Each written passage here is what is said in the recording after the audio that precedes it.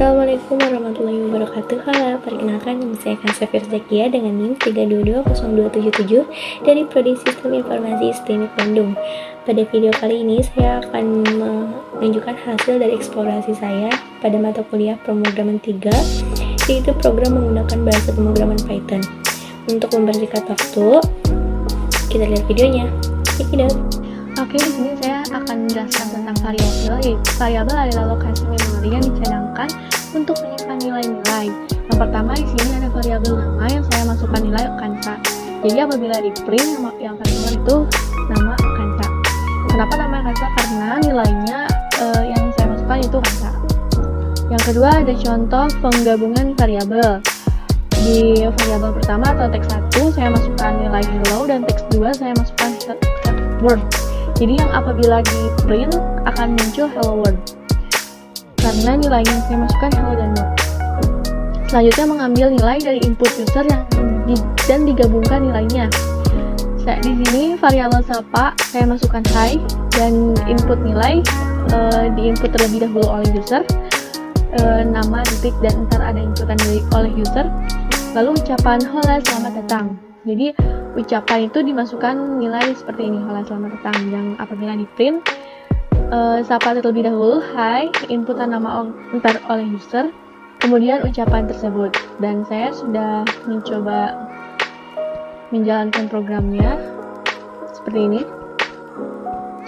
Yang pertama tadi memasukkan nilai ke dalam variabel kansa, oke, hello world. Yang kedua contoh penggabungan variabel juga hello world, benar. Selanjutnya nama saya masukkan Sasa, enter. Seperti yang saya bilang tadi, hai, Sasa, hola, selamat datang, seperti itu. Selanjutnya di sini saya akan menerangkan tentang fungsi. Fungsi adalah blok kode terorganisir dan dapat digunakan kembali yang digunakan untuk melakukan sebuah tindakan atau action. Fungsi memberikan modularitas yang lebih baik untuk aplikasi Anda dan tingkat penggunaan kode yang tinggi. Di sini saya menggunakan contoh fungsi pengurangan. Def ini digunakan sebagai definisi atau function. Pengurangan adalah nama fungsi yang akan digunakan. Di dalam tanda kurung terdapat parameter A dan B. Seperti ini. Hasil sama dengan A dikurangi B adalah sebuah perintah untuk operator aritmatika pengurangan. Lalu nilai akan dikembalikan dengan menggunakan perintah return seperti ini. Contoh pemanggilan fungsi pengurangan. Hasil adalah contoh deklarasi variabel, lalu pengurangan adalah memanggil nama fungsi pengurangan dengan dua parameter di dalamnya, yaitu angka 8 dan angka 5. Hasil dari pengurangan angka 8 dan angka 5 yang dimasukkan. Jadi A-nya itu 8 dan B-nya itu 5, maka di print hasilnya seperti ini, 3. Seperti itu. Secara umum, pernyataan pada bahasa pemrograman akan dieksekusi secara berurutan. Pernyataan pertama dalam sebuah fungsi dijalankan pertama, diikuti oleh yang kedua, dan seterusnya. Di sini saya menggunakan for yang pengulangannya ada sebanyak 30 kali. For item in range 30 kali. Jika nilai 15 ditemukan, maka program akan membaca ke atas lagi dan perintah selanjutnya tidak akan dieksekusi, maka output check tidak akan ditampilkan dan lanjut ke pengulangan selanjutnya. Kalau yang ini, jika nilai 15 ditemukan, maka program akan tetap membaca perintah selanjutnya dan perintah selanjutnya tetap dieksekusi, maka output check akan ditampilkan dan lanjut ke perintah selanjutnya sama seperti tidak menggunakan perintah apapun. Contohnya seperti ini, dan saya sudah menjalankan programnya. Hasilnya seperti ini.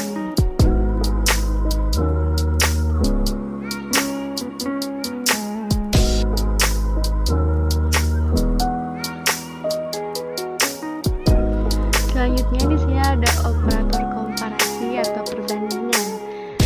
Di sini ada tanda lebih besar.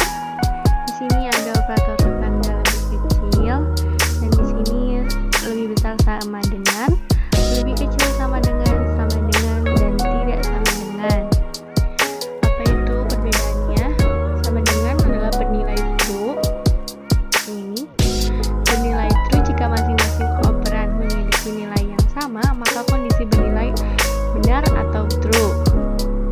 Selanjutnya, tidak sama dengan bernilai false akan menghasilkan nilai kebalikan dari kondisi sebenarnya. Yang lebih besar sudah tahu, bernilai true jika nilai operator yang kiri lebih besar dari nilai operan kanan, maka kondisi menjadi benar, dan begitu juga yang lebih kecil. Lebih besar sama dengan bernilai true jika nilai operan lebih kiri besar dari nilai operan kanan atau sama, maka kondisi menjadi benar, sama halnya dengan yang lebih kecil, seperti itu. Selanjutnya saya akan menjelaskan tentang statement. Pengambilan keputusan kondisi if digunakan untuk mengantisipasi kondisi yang terjadi saat jalannya program dan menentukan tindakan apa yang akan terjadi sesuai dengan kondisi. Pada Python ada beberapa statement atau kondisi, diantaranya adalah if, else, dan else if. Kondisi if digunakan untuk mengeksekusi kode jika kondisi bernilai benar atau true. Seperti ini contohnya, variabel nilai 1 saya masukkan 10 dan variabel nilai 2 saya masukkan nilai 11. Cek kondisi dari nilai apakah nilai 1 sama dengan nilai 2. Jadi jika 10 sama dengan 11, maka di print ya, dan jika tidak maka di print tidak. Apakah nilai 10 sama dengan 11? Menurut saya jawabannya tidak, dan jawabannya adalah S. Dan saya telah cek sendiri, benar jawabannya tidak. Selanjutnya di sini saya akan menjelaskan tentang kelas dan objek. Apa itu kelas? Kelas adalah cetakan atau definisi, sedangkan objek atau instance adalah objek yang nyata. Jadi di sini ada kelasnya kucing sebagai kelas itu sebagai definisi, jadi kelas kucing sebagai definisi seperti ini, warna seperti ini, dan yang apabila dijalankan akan seperti ini hasilnya. Selanjutnya ini saya akan membahas tentang membuat database Postgre. Postgre sama aja dengan SQL, jadi cuma ada ini gitu. Ini saya sudah membuat tabelnya, kemudian di sini saya membuat seperti ini. Ini adalah untuk connect ke data server yang ada di Postgre. Kemudian ini kayak buat connecting gitu. Selanjutnya saya ada nama, ya seperti biasa, seperti itu. Kemudian di sini juga ada show untuk menampilkan, ini untuk menambah data. Kemudian saya ada update untuk mengupdate datanya seperti ini sintaknya, dan sama tadi penghubung untuk connectnya seperti ini. Dan kemudian ada relay, sintaknya seperti ini. Dan di SQL-nya seperti ini, sudah ada beberapa data.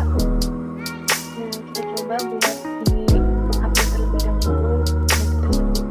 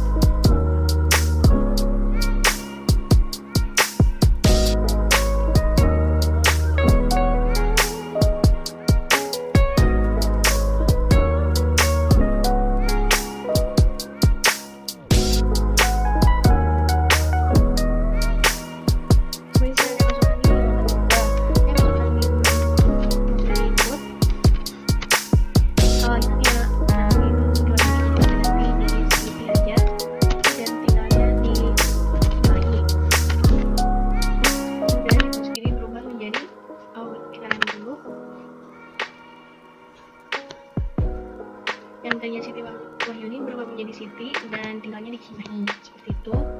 Lalu kita hapus data yang ketik kembali, disintak delete. Kita masukkan saja di sini kemudian, dan kita lihat di screen-nya. Terlebih dahulu nama Siti ya, klik.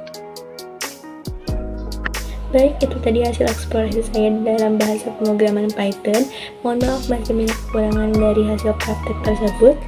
Semoga bermanfaat untuk kalian semua. Terima kasih kepada yang sudah menonton video saya ini.